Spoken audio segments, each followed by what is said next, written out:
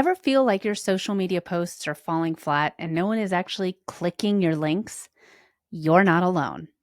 Welcome to this week's Rocky Mountain Marketing Quickcast. This is your go-to source for actionable advice and the latest news in social media and digital marketing. Every Thursday in just 8 to 12 minutes, I'm going to be delivering quick, impactful tips to help you stay ahead in the fast-paced digital landscape. I'm your host, Katie Brinkley. Let's dive into today's episode. Welcome back to this week's Rocky Mountain Marketing Quickcast. I recently had a friend send me a text message at 1:34 in the morning over the weekend, and they said to me, I can't figure out what I can put in my captions. Can I put links in the captions? Should I put them in the comments? Can I say comment below? And I felt really bad for them because I was like, man, you're thinking about this at 1:30 in the morning? And it is a question that does keep a lot of us up at night. Maybe you haven't come into this question at 1:34 in the morning, but I'm sure that this question has crossed your mind in the past because there are so many differing opinions on where you should be putting links on social media. Can you even put links on social media to begin with? If you want to drive more traffic and more engagement, stay tuned for this episode. You're in the right spot because we're going to be talking all about how to get people off of social media to go one step further with you. So let's start with the OG of social media platforms. We're talking Facebook, folks. No, not MySpace. We're talking Facebook.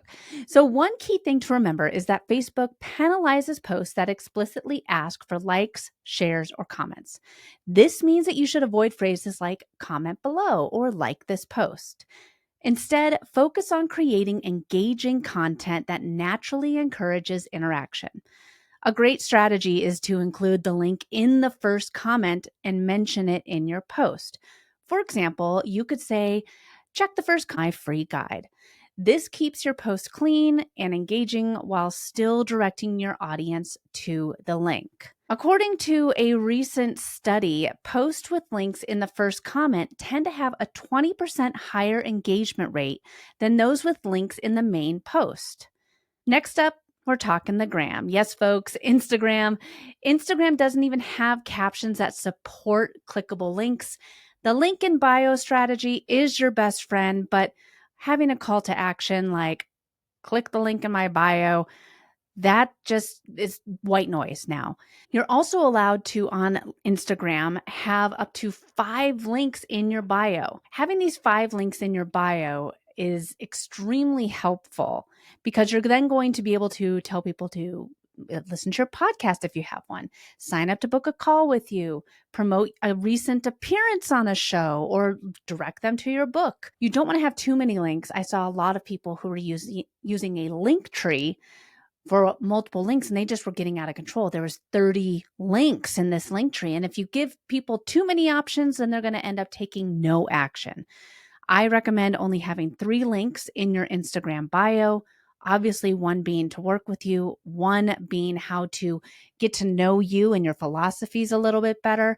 And then the third one can be a little bit of a wild card. Maybe you have a book to sell, or maybe you have a podcast, whatever it is. So giving people only 3 options with the link in the bio on Instagram is extremely helpful. Maybe it's going to a direct podcast episode link or to a direct blog link. Just 3, I think that is the magic number. And with the link in your bio, tell them what's in it for them, not just sign up for my newsletter or visit my website.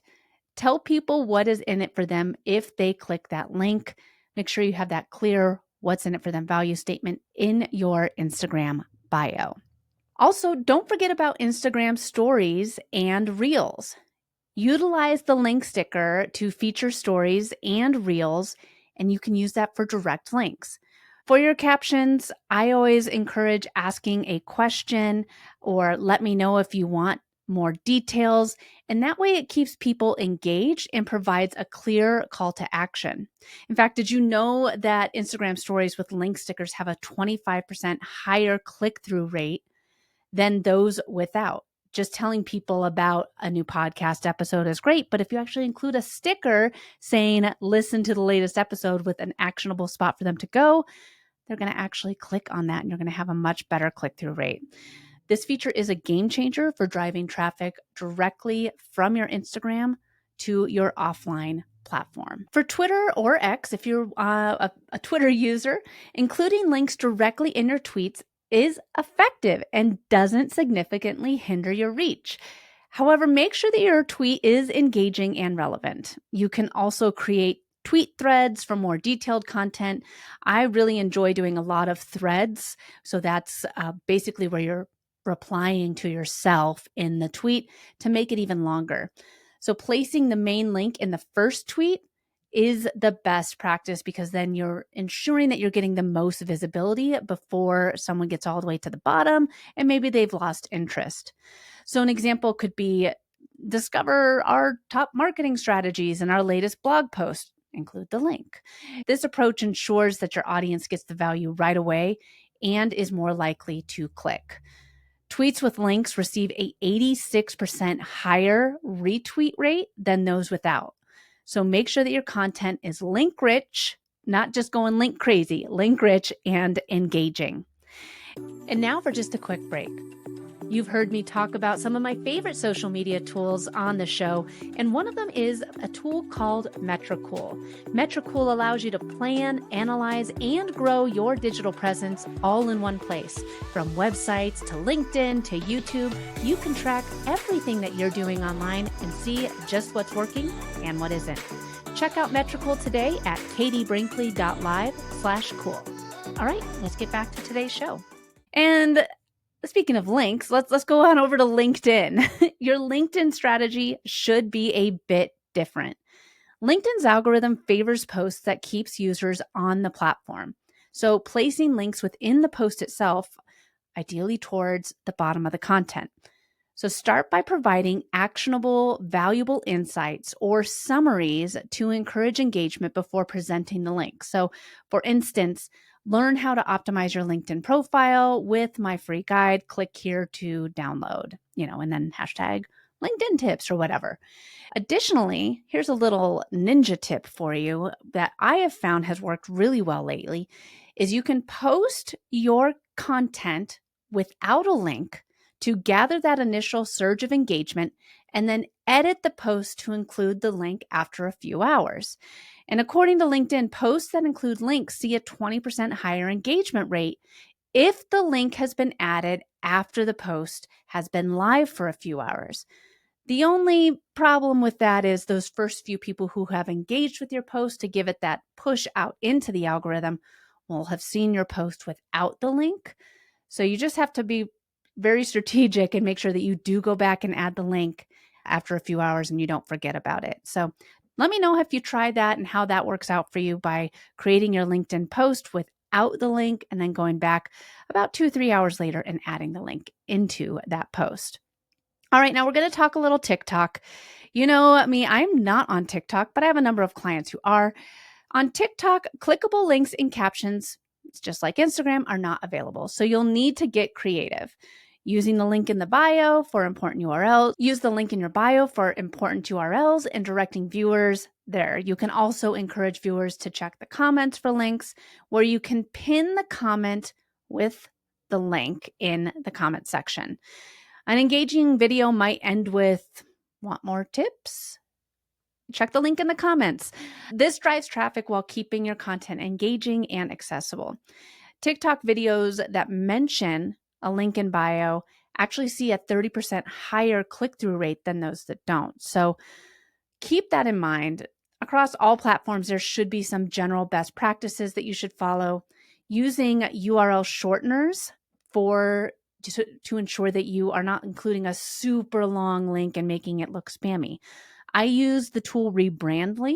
I'm not affiliated with them. I love them though. You'll hear me mention them on the podcast here. I'll say, if I'm talking about Metricool, somebody that I am an affiliate for, I use their tool all the time. Love Metricool. Use it for clients. I use it for reporting. If you're interested in Metricool and checking it out, go to katiebrinkley.live/cool. That's a URL shortener. The katiebrinkley.live/cool URL shortener. Instead of saying go to metricool.com/katiebrinkley ? Blah, blah, blah. It makes it easy to say, easy to read, easy to remember. So URL shorteners are a great way to keep links clean and trackable. I can go to Rebrandly and see how many people have clicked on katiebrinkley.live/cool and see, oh, okay, I've had 58 people do it today, or that's how many emails I have, but just picking a random number.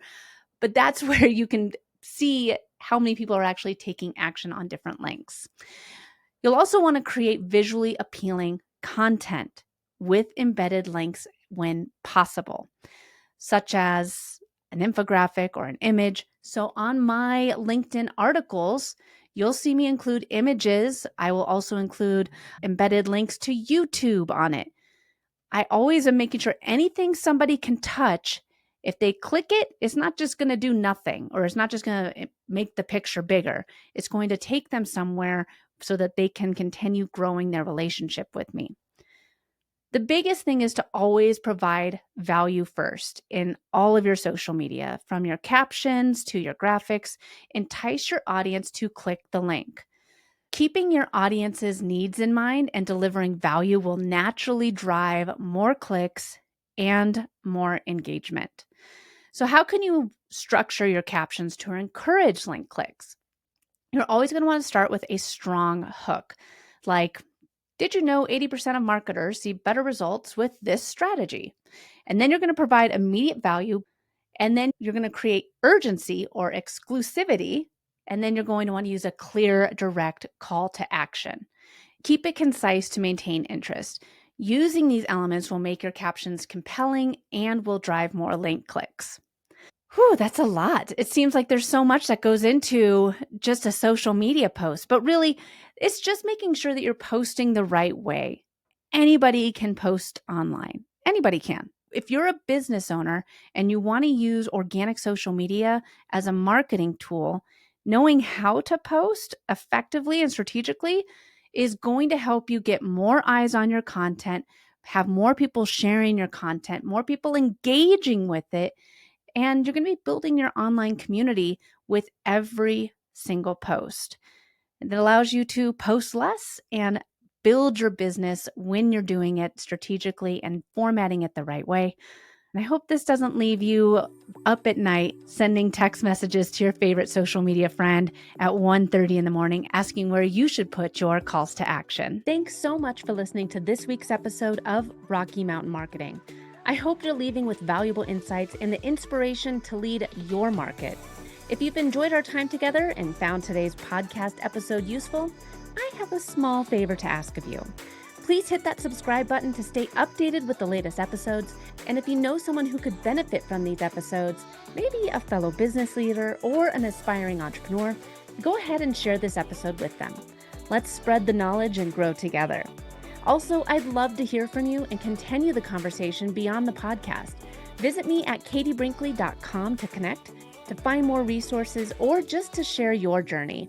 And be sure to pick up your copy of my new book, The Social Shift, at katiebrinkley.com/book. Thanks again for tuning in. I'm Katie Brinkley, and I can't wait to dive into more strategies and stories with you on the next episode of Rocky Mountain Marketing. Let's keep on taking your marketing to new heights.